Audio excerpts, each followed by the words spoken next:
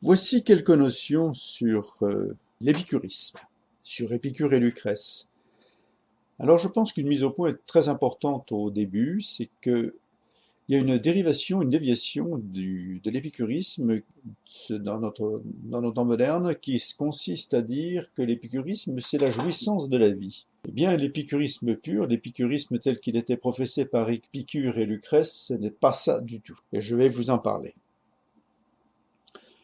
Donc, Épicure, lui, enseignait dans un jardin qui était très fréquenté à l'époque, à Athènes, donc ça s'appelait le jardin d'Épicure, et nous sommes là entre le IVe et le 1er siècle après Jésus-Christ. Nous avons très peu de choses qui nous restent d'Épicure. Des lettres, des écrits un peu, j'allais dire, un peu durs, un peu difficiles à lire, très concis, ce qui nous donne déjà une bonne idée de ce qu'était l'épicurisme. Donc, si vous voulez, on peut en sortir simplement que l'enjeu total d'Épicure, c'était une idée de liberté. Et alors, à ce niveau-là, on peut déjà parler de l'opposition fondamentale qui existait entre les épicuriens et les stoïciens. Rappelez-vous, pour les stoïciens, le monde est un corpus, est un énorme être vivant. Un énorme être vivant s'appelle de l'hylozoïsme avec une âme. Donc nous faisons partie d'un tout vivant. Alors que pour Épicure et Lucrèce, c'est une philosophie qui s'oppose complètement à l'atomisme. Le monde est tout sauf un cosmos. Nous faisons partie de molécules qui se promènent dans le ciel un peu partout, mais nous ne faisons pas partie d'un ensemble lié. Alors, dans cette idée de liberté que j'expliquais tout à l'heure, Épicure et Lucrèce distingue ce que l'on appelle le quadruple remède épicurien. Alors je vais vous les citer et vous les expliciter. Le premier remède, c'est que les dieux ne sont pas à craindre. Le deuxième remède, c'est que la mort n'est pas à redouter. Le troisième remède, c'est que le bien est facile à acquérir.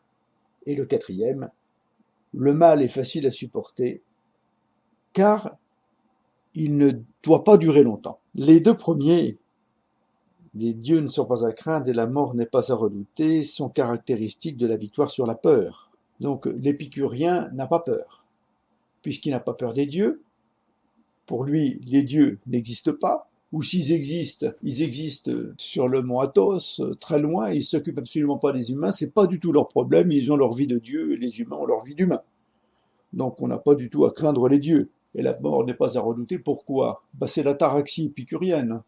Parce qu'avant nous n'étions rien, nous étions que les grains des molécules qui se promenaient. Nous sommes maintenant humains, puis après, quand on sera mort, on sera de nouveau des molécules qui se promènent. Donc pourquoi avoir peur d'un état qui change? Donc on n'a pas à avoir peur du tout de la mort, puisqu'en fait c'est un état normal. Et les deux derniers remèdes, le bien est facile à acquérir, le mal est facile à supporter car il ne dure pas longtemps, veut dire, quand on l'a traduit, qu'il est facile de vivre dans la sérénité. Donc, deux idées maîtresses dans l'épicurisme, la victoire sur la peur et la facilité de vivre dans la sérénité, pour peu qu'on s'en donne les moyens. Épicure et Lucrèce distinguaient trois sortes de plaisirs. Et là, on arrive aussi dans les fondements de la philosophie épicurienne. Trois sortes de plaisirs.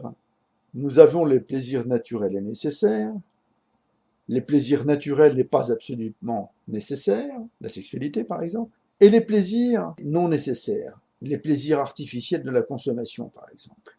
Donc vous voyez qu'il se dégage de ces trois sortes de plaisirs déjà une notion, une philosophie de la frugalité. Donc l'épicurisme, voyez-vous, n'est pas du tout, comme on pourrait le penser aujourd'hui, une philosophie de la jouissance remise au goût du jour par les libertins du XVIIIe siècle. La philosophie épicurienne est une philosophie de frugalité. D'ailleurs, Lucrèce dans De Rerum Natura l'explique très bien et le livre d'André Comte-Sponville, Le miel et l'absinthe, rentre dans le vif du sujet et fait une très très bonne étude de Rerum Natura. Pourquoi apporter une importance à la classification des désirs? Eh bien parce que le déterminisme total des Grecs et des Anciens, et même de nos jours, c'était la peur de la mort. Les désirs, qui sont les désirs non nécessaires et non utiles, ils nous entraînent vers la mort. Et puis, la mort, elle est à tout le monde, elle n'est pas aux riches. Le riche peut vivre peut-être correctement, certainement mieux que le pauvre, mais la finitude, la notion de finitude, c'est toujours la même, c'est la mort. Alors, quel sera le sage? Le sage, c'est celui qui parviendra à habiter le présent, qui parviendra à ne pas rentrer dans la fuite en avant. Au contraire du riche. Et là, il faut se placer au deuxième degré. Le riche, qu'est-ce qu'il fait? Il a toujours besoin de quelque chose. Le riche, il cherche dans sa consommation quelque chose qui ressemble à de l'addiction et qui va le mener vers la mort. Vous voyez donc l'opposition entre le riche et le sage. C'est une notion très importante dans l'épicurisme. Le riche est dans l'insatisfaction permanente, il est dans la vanité de la richesse. Donc, j'en reviens à ma philosophie de la frugalité, à ma philosophie de la pauvreté. La philosophie épicurienne est une philosophie de la pauvreté, car les besoins, la troisième classification des besoins est complètement inutile. Donc, la peur de la mort, ce qui est fondamental, doit être vaincue par le raisonnement et par les exercices de sagesse. Et Lucrèce revient encore une fois sur cette névrose obsessionnelle et l'addiction à une vie de consumérisme. Ne consommons pas, n'exagérons pas, restons sages. Le plaisir simple de boire quand on a soif, de manger quand on a faim, de se réunir avec des amis, c'est ça l'épicurisme. C'est la qualité du monde, la qualité de la vie, ce qui nous emmène vers une quiétude d'esprit qui va nous permettre d'appréhender la mort. Mais néanmoins, il y a une différence entre Épicure et Lucrèce. En effet, pour Épicure, il y a des dieux qui existent. Et les dieux sont quand même là, même si on ne les loue pas, même si on ne les encense pas, même si on les considère comme inexistants. Lucrèce croit en Dieu, tandis qu'Épicure, lui, c'est lui-même qui est son sauveur. Sa philosophie elle-même est une philosophie de doctrine du salut. L'homme va trouver son salut en lui-même. Vivre comme un Dieu parmi les hommes, c'est ce que nous dit Épicure. Vivre comme un homme parmi les hommes, c'est ce que nous dit Lucrèce. C'est l'idéal de la philosophie épicurienne. C'est l'idéal de la sagesse. Et on peut dire que quand Lucrèce s'est suicidé, ou s'est fait suicider, la mort n'était rien pour nous, devait sa vie, car Lucrèce nous l'a répété, la mort n'est rien pour nous.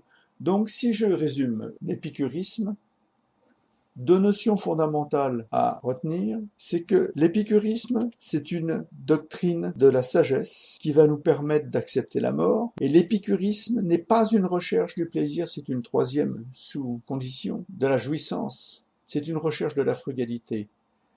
Comme disait André Comte-Sponville, bien vivre avec des amis, c'est de l'épicurisme. Et pour moi, l'épicurisme est vraiment une philosophie à considérer, j'allais dire, autant d'études que le stoïcisme, parce qu'elle est extrêmement profonde, car elle a su relativiser tout ce qui nous entoure. Et pour ça, c'est une bonne philosophie. Voilà, c'est quelques mots sur l'épicurisme.